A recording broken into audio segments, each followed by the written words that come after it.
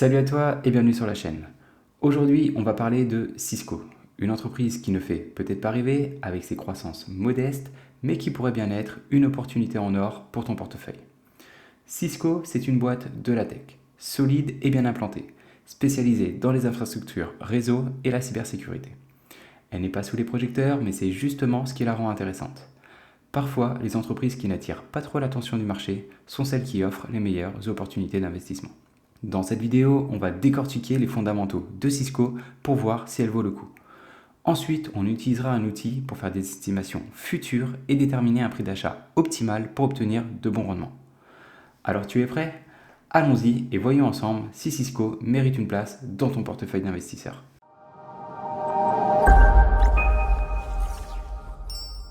Salut, c'est Max et sur cette chaîne, je t'aide à comprendre le monde de la finance. Donc sans plus attendre, on va commencer l'analyse de l'entreprise Cisco. Donc Cisco déjà, c'est quoi? C'est principalement une entreprise, donc un équipementier de réseau, donc qui fournit différents équipements, que ce soit aux opérateurs donc mobiles ou fixes, mais aussi aux différentes entreprises. Donc c'est une société qui est relativement importante, qui est probablement la plus connue dans ce domaine. Et déjà, la première question qu'on pourrait se poser, c'est qu'est-ce qu'on peut penser de Cisco dans l'avenir? Bon, on ne va pas se cacher, on est dans un monde de plus en plus connecté, où il y a toujours besoin de plus en plus de données, donc forcément, il va falloir avoir de plus en plus d'équipements réseau, et en plus, plus les années vont passer, plus ces équipements réseau vont devoir être performants. Donc, il va y avoir un renouvellement naturel qui va se réaliser sur ces équipements réseau. Donc, autant vous dire que le business model de Cisco est relativement solide. Donc maintenant, Cisco, c'est une entreprise américaine, cotée au New York Stock Exchange, qui s'échange actuellement à 46 dollars. Comme on peut le voir ici, actuellement c'est 46 dollars, on est quasiment à son plus bas de la dernière année. Donc sur 52 semaines glissantes. Donc généralement, quand vous avez dans une entreprise qui est à son plus bas des 52 semaines, c'est un bon point d'entrée pour pouvoir réaliser des estimations. Parce que nous, ce qu'on veut en tant qu'investisseur, c'est de ne pas avoir à surpayer une entreprise, mais de l'acheter le plus bas possible. Je vais vous montrer typiquement ici le graphique de l'entreprise Cisco. Cisco, c'était un acteur majeur, donc qu'il est toujours, mais un acteur majeur dans les années 2000. Ça devait être la première entreprise à dépasser les 1000 milliards de dollars de capitalisation. L'entreprise a énormément monté pendant ce boom des années 2000 et depuis, une grosse chute.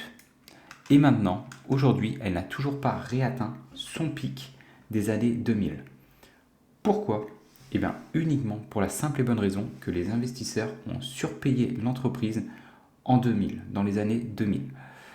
Et ce qui se passe, quand vous surpayez une entreprise, vous n'aurez jamais de bons rendements dans le futur. Et là où je veux attirer votre attention, c'est repenser à, si vous êtes investisseur depuis très peu de temps, repensez à ce qui s'est passé typiquement avec Tesla, il y a encore 2 ans, et ce qui risque de se passer avec l'entreprise Nvidia.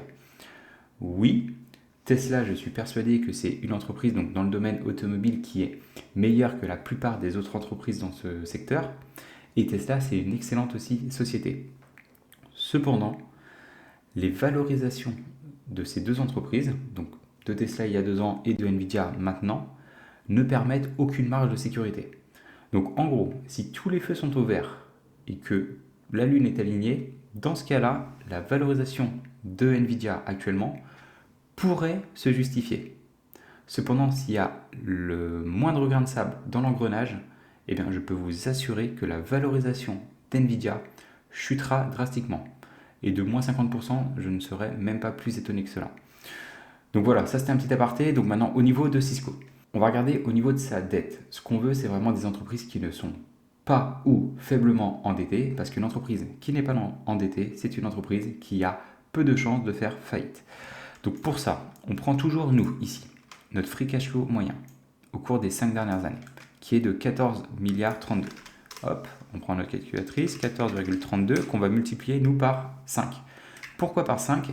Tout simplement, moi, j'estime qu'une dette est maîtrisée si l'entreprise est en mesure de la rembourser en moins de 5 années de free cash flow.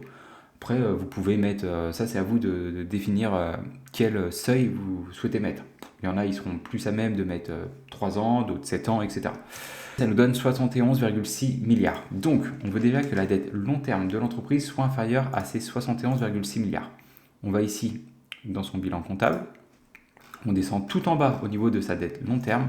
Sa dette long terme n'est que de 26 milliards. Même, regardez bien, sa dette totale n'est que de 57 milliards.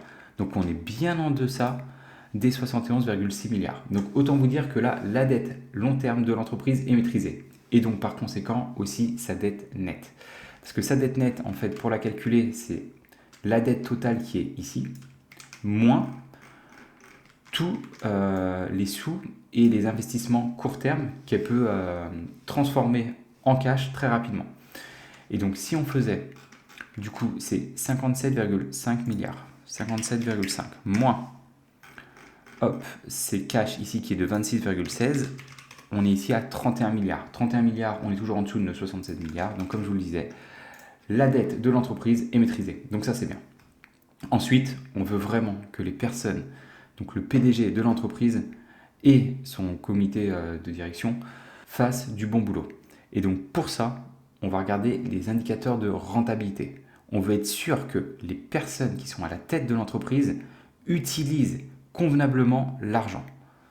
Donc, on va regarder à la fois le ROA, donc la rentabilité des actifs, le ROE, la rentabilité des capitaux propres, et le ROIC, la rentabilité des capitaux investis, qui prend en compte à la fois les capitaux propres, mais aussi tout l'argent qui va être issu de la dette. Et ce qu'on veut, c'est vraiment que ces trois métriques soient d'au minimum 12%. Comme on peut le voir ici, allez, c'est le cas même pour le ROA, donc là, c'est très bien. L'entreprise sait très bien utiliser ses capitaux. Elle verse un dividende à ses actionnaires. Donc, à l'ensemble de ses actionnaires, ça correspond à 6,37 milliards. Donc, ce qui correspond avec la valorisation actuelle à un rendement de 3,38%. Donc là, si tu es un investisseur qui aime les dividendes, une entreprise qui verse 3,38%, c'est plutôt pas mal, c'est très intéressant. Et le plus important, ça va être de savoir est-ce que ce dividende, il va être pérenne pour toi dans le temps. Parce que la pire chose que tu pourrais avoir, c'est d'investir sur une entreprise et du jour au lendemain, elle décide de le réduire ou de le couper. Et donc pour ça, ce qu'on va faire, c'est qu'on va vraiment regarder encore une fois le dividende payé et le comparer toujours au free cash flow moyen au cours des 5 dernières années. Et donc si on fait ici nos 6,37, donc c'est le dividende qui a été payé, divisé par le cash flow moyen qui est de 14,32, on fait un fois 100 et ça nous donne ici 44,4%. Ces 44%, ça correspond au payout ratio de l'entreprise. Ça veut dire que l'entreprise utilise 44% de ses bénéfices pour les redistribuer à ses actionnaires sous forme de dividendes. Et ça, c'est nickel. Nous, ce qu'on souhaite, c'est vraiment une entreprise qui a au maximum 50% de payout ratio. Et si, dans ce cas-là, l'entreprise a moins de 50% de son payout ratio, on peut considérer que le dividende est pérenne et pourra même être augmenté d'année en année. Donc ça, c'est nickel. Au niveau des marges ici brutes de 65% quasiment, donc ce qui est pas mal, très intéressant, et ce qui correspond ici à des marges nettes entre 21 et 22%. Ok, c'est plutôt pas mal. Maintenant, on va regarder au niveau de la croissance. Est-ce qu'il y a toujours une croissance de cette entreprise? Et donc on regarde toujours ça au cours des 5 dernières années. D'une année à l'autre, il peut y avoir des années un peu meilleures ou des années un peu moins bonnes, mais le plus important, c'est vraiment de le regarder sur une période de minimum 5 ans. Donc en 2019, on était ici à quasiment 52 milliards, cette année 57 milliards. Donc ça, c'est bien. Cependant, attention, regardez bien, depuis en fait quasiment 2014, il y avait très peu en fait d'augmentation. On oscillait entre 47 et 52 milliards. Et depuis 2022, là, il y a eu une forte augmentation. Alors, j'ai fouillé un tout petit peu sur cette entreprise. Et en gros, ce qui s'est passé, c'est que l'entreprise a réalisé des acquisitions. Donc, c'est principalement lié à ça. Donc, pour l'instant, ce n'est pas forcément de la croissance organique. Comme on peut le voir, en fait, il n'y en a même pas de croissance organique. Donc, la croissance organique, c'est la croissance qui est liée à ton entreprise sans avoir à acheter d'autres entreprises. Donc là, on peut dire que Cisco, c'est une entreprise qui n'a quasiment pas de croissance. Par contre, ce qui est intéressant de voir, ça va être est-ce qu'au cours des prochaines années, avec les différents achats qu'ils ont réalisés, est-ce que ces nouveaux achats vont pouvoir permettre à l'entreprise d'obtenir de nouveau une croissance organique? Et là, si c'est le cas, ça pourrait être une entreprise relativement excellente à posséder en portefeuille. Donc, ok, donc on va dire que le chiffre d'affaires, il est en croissance ici au cours des 5 dernières années, mais attention, on est plus sur une croissance plus que modérée. Maintenant, au niveau du résultat net, il est passé, lui, de 11 milliards 62 à 12 milliards 61. Ok, bon, bah, en croissance, pareil, hein, il suit comme le chiffre d'affaires. Et maintenant, au niveau du free cash flow, lui, il est passé de 14 milliards 92 à cette année 19 milliards 04. Donc là, une forte augmentation. Euh, donc ça, c'est bien. C'est bien lorsque vous voyez un free cash flow qui augmente bien plus rapidement que le résultat net. Parce que le free cash flow, c'est vraiment le centre de l'entreprise. Autant le résultat net, il peut être manipulé relativement facilement par les comptables, autant le free cash flow, oui, il peut l'être aussi, mais c'est beaucoup plus compliqué.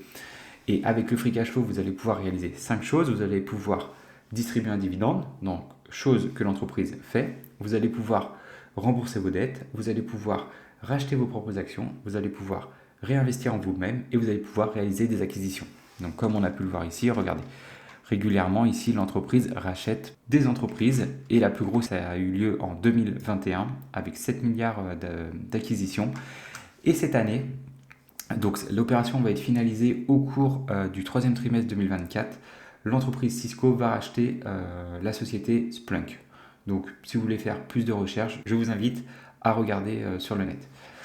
Enfin, la dernière métrique que l'on va regarder, ça va être le nombre d'actions en circulation. C'est une métrique très importante parce qu'elle va permettre de savoir si toi, en tant qu'actionnaire, tu es dilué ou non.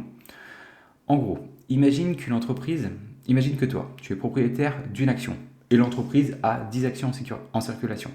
Tu es donc propriétaire d'un dixième de l'entreprise.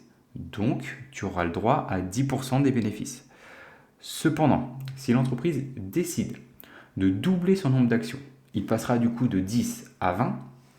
Cependant, toi, en tant qu'investisseur, tu n'es toujours propriétaire que d'une seule action. Dans ce cas-là, tu n'es plus propriétaire d'un dixième de l'entreprise, mais de un vingtième, ce qui correspond à 5%. Donc du coup, tu n'auras plus le droit qu'à 5% des bénéfices. Donc c'est pour ça qu'il est très important que cette métrique soit au minimum stable, et le mieux, si elle est en décroissance dans le temps. Donc en 2019, il y avait 4,45 milliards d'actions en circulation, cette année 4 milliards 11. Donc là c'est bien. L'entreprise rachète régulièrement ses actions. Et pour toi, comme on parlait tout à l'heure du dividende, regarde ici. Ça, c'est ce qu'on aime voir. Un dividende qui est en croissance d'année en année, comme on peut le voir ici depuis 2014. Je pense que même si je vais un peu plus loin, il était encore une fois en croissance. Voilà. Donc l'entreprise, elle verse un dividende depuis 2011 et depuis 2011, elle n'a fait que de l'augmenter. Donc là, si tu es un investisseur sur les dividendes, autant te dire que c'est une bonne entreprise. Donc maintenant, on va regarder rapidement ce que pensent les analystes. Bon, comme on peut le voir ici, il n'y a pas forcément beaucoup d'analystes, du moins. Il y a une quantité relativement importante, mais cependant, elle ne se projette pas très loin. On est limité ici à 3 années. Donc, ils s'attendent déjà à ce que le bénéfice par action passe de 3,78 $ à 3,93 $. Donc là, autant vous dire, pas une augmentation exceptionnelle. Et au niveau de son chiffre d'affaires, il passerait de 54 à 58 milliards. Donc là, ouais, on est sur des croissances, comme vous pouvez le voir, annualisées. On doit être aux alentours des 1,5-2% à tout casser. Cependant, comme je vous disais tout à l'heure, l'entreprise Cisco a racheté l'entreprise Splunk. Donc du coup, à partir du dernier trimestre 2024, on va commencer à voir cette entreprise sur les résultats financiers de Cisco. Donc ce qui va être important de regarder, c'est est-ce que cette entreprise qui a été achetée va pouvoir faire croître le chiffre d'affaires et donc aussi probablement les marges brutes et les marges nettes de cette société. Donc maintenant, ce qu'on va faire, bon, on a vu que l'entreprise Cisco, c'est une entreprise relativement solide. Vous n'allez pas forcément avoir beaucoup de croissance avec cette entreprise, mais c'est une entreprise sur laquelle on peut compter. Cependant, encore une fois, comme je vous l'ai dit au tout début de la vidéo, on ne peut pas acheter une entreprise à n'importe quel prix. Si tu comprends que lorsque tu achètes une entreprise le plus bas possible, tu vas avoir des rendements plus importants que si tu l'achètes un peu plus haut, et bien dans ce cas-là, tu as tout compris à l'investissement. Donc pour ce faire, nous, on va utiliser un outil qui va nous permettre en fait de calculer un prix d'achat pour réaliser des rendements qui, au minimum, feront comme un indice de référence. Juste avant, si tu n'es pas abonné à notre chaîne, eh bien, je t'invite à le faire. Tu seras notifié des prochaines vidéos que nous sortirons et en plus, ça permet de nous soutenir. Donc, au niveau de notre outil, donc déjà, moi, je suis un investisseur long terme. Donc, je vais réaliser des estimations sur 10 années. Comme vous pouvez le voir ici, j'ai le choix entre 1 et 20 ans. Pourquoi je ne choisis pas 20 ans? Tout simplement que ce que nous allons mettre ici, ce ne sont que des estimations. Donc je ne suis en aucun cas capable de prédire ce qui va se passer dans le futur. Et plus vous allez augmenter cette période ici d'estimation, plus le moindre pourcentage va faire complètement changer la valorisation de votre actif. Et donc c'est pour ça que je trouve que 10 années reste un bon compromis. Donc pour ma part, 3 types d'estimations, des estimations pessimistes, réalistes et un peu optimistes, au niveau de la croissance du chiffre d'affaires. Donc là, comme on peut le voir, les analystes estiment entre 1,5, 2% à tout casser. Voilà, comme on peut le voir ici, au cours des 5-10 dernières années, on est aux alentours des 1,5. Donc moi, je vais partir sur du 0,5, 1,5, hop, et du 2,5. Maintenant, au niveau des marges nettes, bon, relativement constantes, hein, comme on peut le voir au cours des 5 dernières années, aux alentours des 21,5, 22, allez. Donc on va partir sur du 21, 21,5 et 22. Maintenant, au niveau des marges sur free cash flow. Donc là, les marges sur free cash flow sont plus importantes que les marges nettes. Donc ça, c'est bien, c'est ce qu'on aime voir. Et elles tournaient aux alentours des, au cours des 5 dernières années, autour des 27, 28, parce que là, c'est affecté par les 22% de cette année. Donc, pour ma part, je vais partir sur du 26, 28 et 30. Maintenant, au niveau du PER et du PCF. Donc ça, c'est le PER et PCF qu'on pense que l'entreprise aura à l'issue des 10 années. Comme tu le sais peut-être, le PER moyen du S&P 500, donc qui est l'indice référence si on veut comparer un Cisco, il tourne autour de 15 à 16. Et nous, du coup, on va pouvoir l'ajuster en fonction de 2 indicateurs. Le premier, c'est est-ce qu'il y a une forte croissance du chiffre d'affaires? Là, on ne va pas se cacher, hein, des croissances inférieures à 3%, c'est nul. Ensuite, est-ce qu'il y a un fort retour sur les capitaux investis? Là, un ROIC qui tourne entre 14 et 16%, c'est relativement important. C'est pas exceptionnel, mais c'est plutôt pas mal quand même. Donc, j'estime que l'entreprise mérite un petit premium. Donc, pour ma part, je vais partir sur du 16, 17, 18. Pareil pour le PCF. Et enfin, pour le rendement que l'on souhaite, pour l'instant, on met juste du 9%, comme pourrait le faire un indice. On analyse tout ça et ça nous donne ces chiffres. Donc, moi personnellement, je vais plus me fier sur les marges sur le free cash flow. Donc, actuellement, si tu souhaitais réaliser un rendement de 9%, tu pourrais acheter l'entreprise à son prix actuel. Cependant, attention, là, on ne se met aucune marge de sécurité. Ça veut dire que si, par exemple, ces estimations ne se réalisent pas au cours des 10 prochaines années et qu'on est un peu plus faible, dans ce cas-là, tu réaliserais un rendement plus faible que 9%. Donc moi, pour ma part, les marges de sécurité que je me mets sont de 12, 13,5 et 15. J'analyse et du coup, ça me donne ces chiffres. Donc comme on peut le voir ici, actuellement, l'entreprise semble surévaluée par rapport à mes marges. Cependant, attention, regardez bien quand même que si vous achetiez l'entreprise à son prix actuel, vous réaliseriez quand même un rendement de 9,16% pour les estimations pessimistes, quasiment 12% pour les estimations réalistes et un peu plus de 14% pour les estimations optimistes. Voilà. Cependant, comme je vous dis, moi je suis obligé de me mettre des marges de sécurité, sinon en fait je prends trop de risques. Si je ne me mets pas de marge, dans ce cas-là, autant investir directement sur le S&P 500 qui sera beaucoup moins risqué pour ma part. Donc moi, personnellement, Cisco, c'est une entreprise que j'adore, que je veux posséder en portefeuille. Donc moi, je me suis mis un prix sur ma watchlist à 42 $.